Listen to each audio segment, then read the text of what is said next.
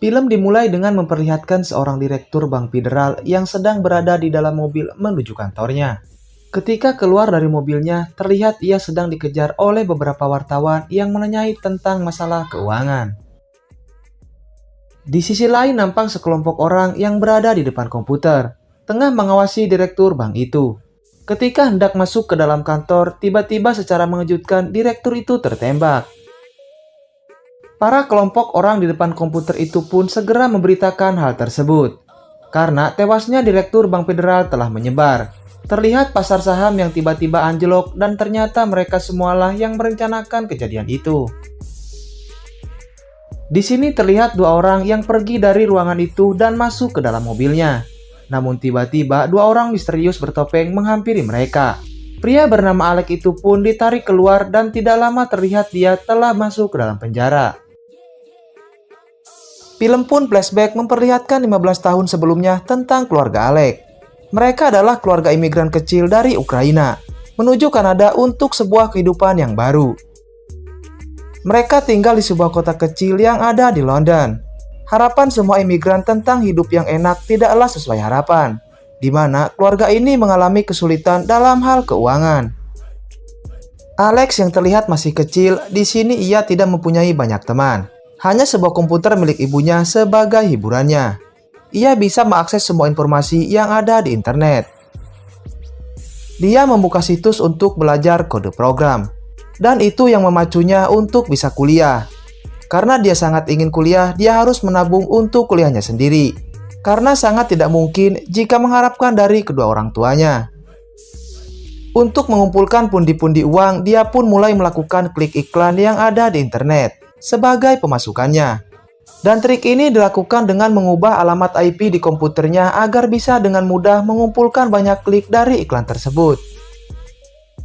Tidak lama ia pun mendapat cek pertamanya atas 1000 klik dan dibayar $20. Dia terus mengasah kemampuan dan mempelajari cara kerja dunia, terutama dunia keuangan.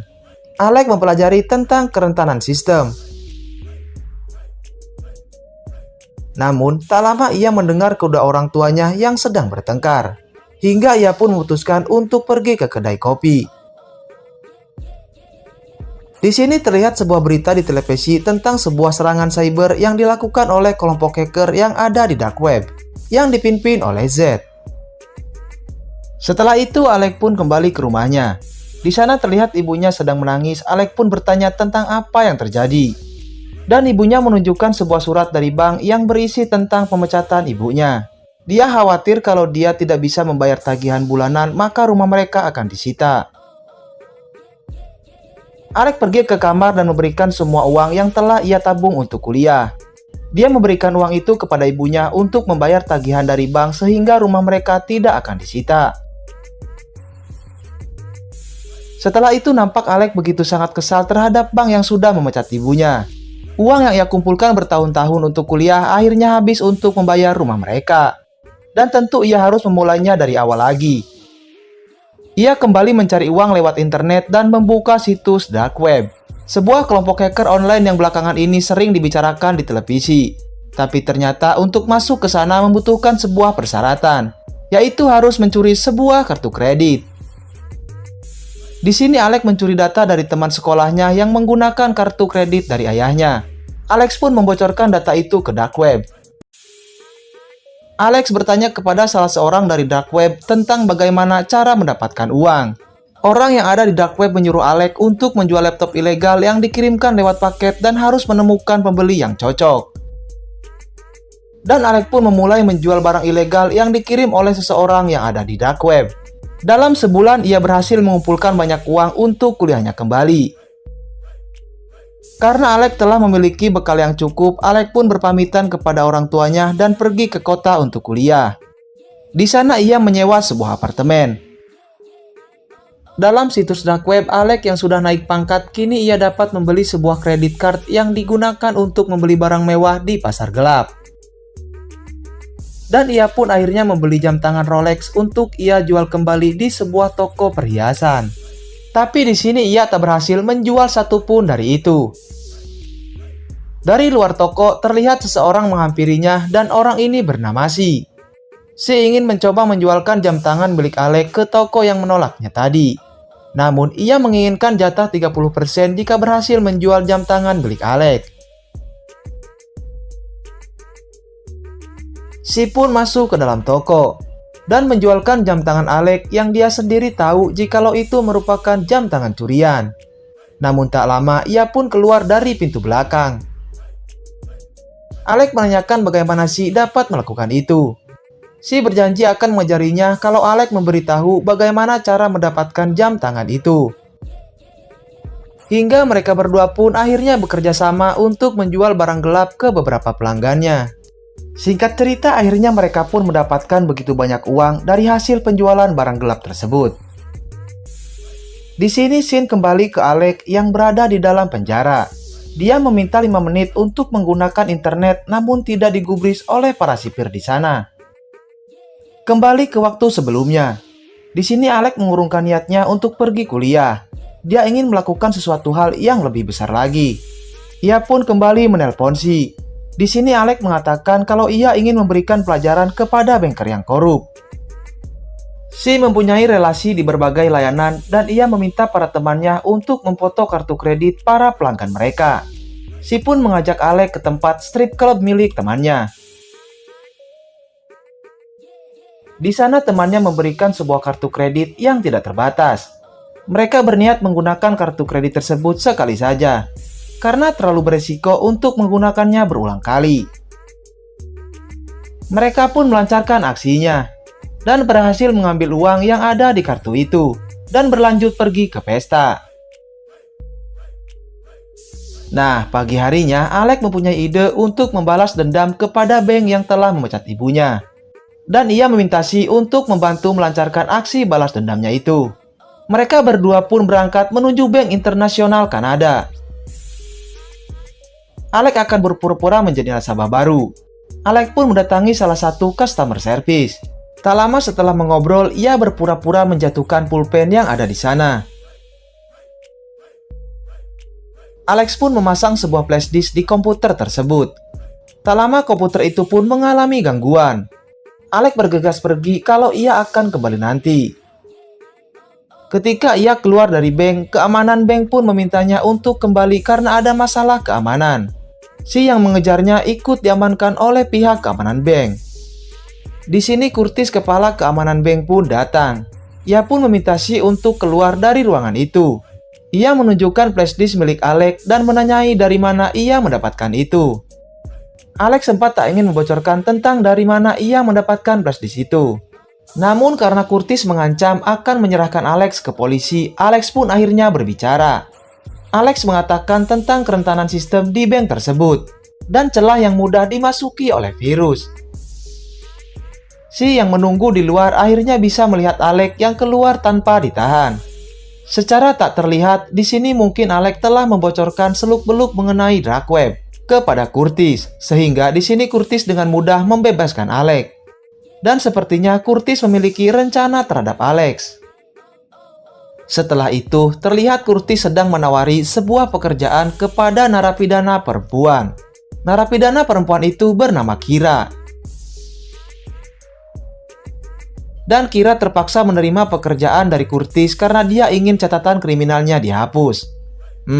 Nampaknya memang benar si Curtis ini memiliki rencana terhadap Alex, terutama tentang dark web. Di sisi lain, Alex yang sedang berada di rumah, dia mendapati banyak pesan dari dark web. Dan terlihat senang ketika Z memberikan link kepadanya. Pagi harinya, Si memberikan kencan kepada Alex lewat dark web. Ada seseorang yang ingin bertemu dengannya. Dan malam harinya pun mereka bertemu. Yang ternyata wanita itu adalah Kira. Di sini mereka pun berbincang satu sama lain. Namun tak lama, di sini Si menelpon dan memberitahu Alex untuk mengajak Kira membantunya. Alex pun menanyakan kepada Kira apakah ia mau bergabung dengan mereka. Hingga mereka bertiga pun berkumpul di rumah Alex. Di sini Kira menunjukkan sebuah alat untuk mencetak dan mencuri info dari kartu kredit. Selain itu, ia juga mengajari tentang seluk-beluk Bitcoin. Tak lama mereka bertiga pun mulai melancarkan aksinya. Mulai dari membeli perhiasan hingga mobil sport. menggunakan kartu kredit curian. Seiring berjalannya waktu, Kira melakukan inisiatif menjual jam tangannya seorang diri. Si mencurigai Kira karena dia bisa menjual semua barangnya dengan cepat. Kira hanya menjawab kalau ia dibantu oleh pamannya yang memiliki koneksi bisnis. Bahkan ketika menjual Ferrari, Kira dapat menjualnya dengan begitu mudah. Dan di sini kecurigaan Si kepada Kira semakin besar. Si pun bertanya kepada Alex, kalau Kira dapat menjual semuanya sendiri, kenapa ia membutuhkan mereka berdua? Alex pun mengatakan kepada Si kalau ia hanya cemburu kepada Kira karena dapat menjual apapun dengan begitu mudahnya. Setelah menjual semuanya itu, Kira berbicara kepada Alex dan mengajaknya untuk pindah ke Hong Kong. Kira berniat meninggalkan Si sehingga mereka berdua dapat melakukan percobaan baru. Namun, di sini Alex mengatakan jika ia tidak bisa meninggalkan Si sendiri. Si yang ternyata belum tidur pun mendengar percakapan mereka berdua. Di hari berikutnya mereka melakukan perdagangan barang gelap dengan orang yang lebih besar. Si yang ikut dalam transaksi itu merasa cemas karena tidak mengetahui dengan siapa mereka bertransaksi dan menganggap jika hal itu terlalu beresiko. Ketika hendak melakukan kesepakatan, terjadi keributan antara Si dan juga Kira yang berakibat batalnya kesepakatan dengan para pembeli. Kira pun pergi dan marah kepada Si karena mengacaukan transaksinya. Nah, malam harinya mereka berada di apartemen Alex. Tak lama kemudian datang polisi yang mengecek truk mereka. Karena polisi telah mengintai mereka, Alex berencana untuk meninggalkan tempat ini. Si mengatakan bagaimana kalau pergi ke Hong Kong. Mereka pun pergi dan menyewa sebuah apartemen di sana dan kembali merencanakan aksinya. Hingga suatu saat kartu kredit mereka ketahuan oleh pemilik toko. Mereka pun berlari sebelum polisi datang. Malam harinya ketika di apartemen mereka mencari pembeli baru. Si mengajak mereka untuk merayakan sesuatu untuk ulang tahunnya. Mereka bertiga pun pergi ke klub malam. Saat sedang menikmati suasana di klub itu, Si pun tiba-tiba berkelahi dengan pria yang ada di tempat tersebut. Hingga pada akhirnya Si dan Alex mendekam di kantor polisi Hong Kong. Tak lama, Kira pun menjamin mereka untuk dibebaskan. Ketika ditanya apa yang terjadi, dia hanya menjawab kalau pamannya yang menolong mereka. Pagi harinya, Kira yang sedang bersama dengan Alex mengutarakan idenya tentang perampokan sebuah ATM.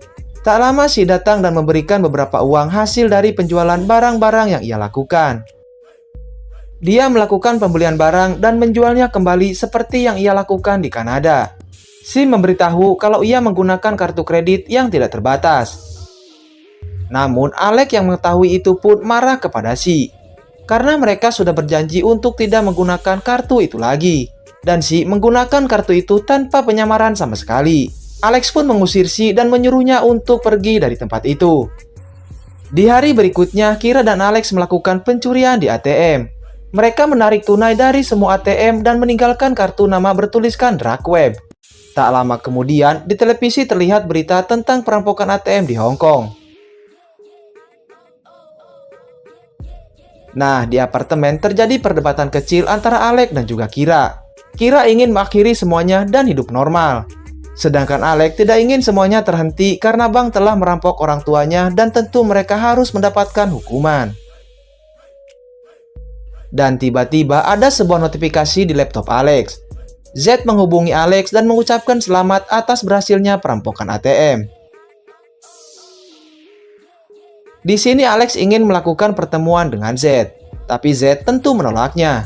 Tak lama dari itu Alex mendapat sebuah telepon yang sepertinya itu dari Z. Pagi harinya mereka berdua pergi menggunakan mobil menuju suatu tempat. Di sini mereka berdua akhirnya bertemu dengan Z. Z terlihat seperti orang cacat dan duduk di kursi roda. Beberapa pertanyaan pun dilontarkan untuk mengetahui kenapa Alex ingin bertemu dengan Z. Alex mempunyai sebuah rencana yang akan membuat mereka memiliki banyak uang. Tapi di sini Z tidak peduli dengan uang. Alex pun ingin meminta bantuan kepada Z supaya rencananya ini bisa berjalan. Di sini Z mengatakan kalau ia tidak ingin suatu kesalahan. Karena apabila bekerja dengannya dan ada kesalahan, maka teman dan keluarga mereka akan dibunuh. Ketika mereka berdua keluar, Alex mendapatkan panggilan tidak terjawab dari Si, yang mengatakan kalau dia menyesal dan ingin bergabung kembali, dan Si menunggu mereka di hotel. Ketika Alex dan Kira sampai di hotel, mereka melihat Si yang sudah meninggoy dibunuh di kamar mandi. Yang ternyata Si dihabisi oleh orang Kolombia yang mengetahui kalau kartu kreditnya dipakai oleh Si.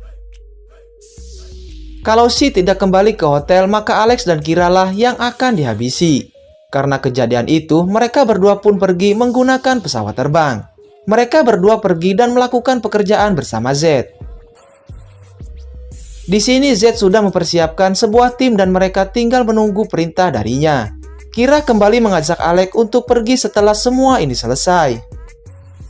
Nah, di sini terlihat seperti adegan di awal film, di mana Direktur Bank Dunia sedang menuju kantornya. Di sini Kira sedang berbicara dengan seseorang dan sepertinya itu adalah Curtis. Curtis berniat untuk menangkap Z dan menuntutnya untuk masalah perdagangan dan penipuan. Dan Kira menginginkan ia dan Alex selamat. Tetapi Curtis mengatakan kalau ia tidak akan bertemu dengan Alex lagi. Di sisi lain terlihat Z yang sedang menghubungi seseorang. Dia berniat untuk mengacaukan pasar saham. Di dalam kelompok ini mereka tengah bersiap untuk melancarkan serangan kepada Direktur Bank Federal. Kira sempat tidak ingin melakukan itu. Tetapi Alex kembali meyakinkan Kira. Terlihat Direktur Bank Federal yang keluar dari mobil dan tertembak.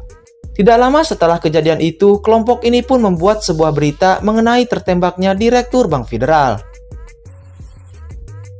Karena berhasil menjalankan rencananya, Z pun membagikan uang kepada Alex. Di tempat lain terlihat beberapa orang yang sedang berburu. Yang ternyata itu adalah Direktur Bank Dunia yang asli. Dan yang tertembak adalah orang suruhan dari Z yang mengakibatkan pasar saham menjadi anjlok. Ketika Alex dan Kira akan pergi, tiba-tiba ia diculik dan dibawa dari tempat itu. Saat ia terbangun, ia berada di sebuah gedung dengan laptop yang rusak. Alex pun pergi dari tempat itu menggunakan taksi. Di sini Alex mencoba menghubungi Z dan juga Kira, tetapi sambungannya sudah terputus. Karena Kira pernah memberitahu Alex tempat yang akan menjadi pertemuan mereka kembali, Alex pun pergi ke Bangkok. Alex dan Kira pernah berjanji untuk bertemu di suatu tempat yang tidak mereka duga. Dia menunggu Kira setiap hari, namun Kira tak pernah datang. Alex pun mencoba menghubungi orang tuanya, namun ia tak mendapatkan sebuah jawaban. Siang harinya Alex pergi ke sebuah warnet. Dan untuk menyewa sebuah warnet, Alex menggunakan sebuah kartu kredit curian yang sebelumnya pernah ia gunakan. Ketika membuka situs dark web, ternyata situs itu sudah ditutup oleh pemerintah. Di sini penjaga warnet menemukan kartu kredit milik Alex tidak bisa digunakan untuk transaksi. Dan ternyata kartu itu hasil duplikat. Hingga penjaga warnet itu pun menelpon polisi. Sementara itu Alex melihat sebuah berita tentang penangkapan Z dan juga Kira. Dan diketahui Kira ditembak mati karena berusaha melarikan diri dari FBI. Namun di sini nampak Alex tidak percaya dengan apa yang terjadi. Tak lama polisi pun datang dan menangkap Alex karena pemalsuan kartu kredit. Sehingga ia harus mendekam di penjara Thailand dan di sini Alex mempercayai kalau Kira belum mati. Itulah mengapa di awal film Alex berusaha meminta akses internet selama 5 menit saja kepada para sipir di sana. Karena ia ingin memastikan kalau Kira masih hidup. Namun sayangnya Alex tidak diberi kesempatan untuk mengakses internet di penjara. Dan setelah 2 tahun Alex pun bebas dari penjara itu. Setelah keluar dari penjara, ia melihat Kira yang menjemputnya. Yang ternyata Kira memang masih hidup. Ternyata berita yang ada di internet mengenai kematian Kira adalah hoax. Dan film pun wassalam. Dan ya, sebenarnya film ini tidak memperlihatkan secara detail tentang hacking. Namun lebih ke seni memasukkan kartu kredit untuk bertransaksi. Tapi dari segi alur cerita film ini cukup seru dan menarik untuk dinikmati. Sampai jumpa kembali di konten selanjutnya dan wassalam. Oke bos, sampai di sini dulu untuk konten kali ini. Jangan sungkan-sungkan untuk main-main ke channel kami. Jangan lupa juga untuk terus support channel kami dengan cara like, share, dan subscribe. Karena support dan dukungan dari kalian adalah motivasi dan semangat bagi kami. Dan agar kalian tidak ketinggalan konten-konten menarik lainnya dari kami. Terima kasih dan wassalam.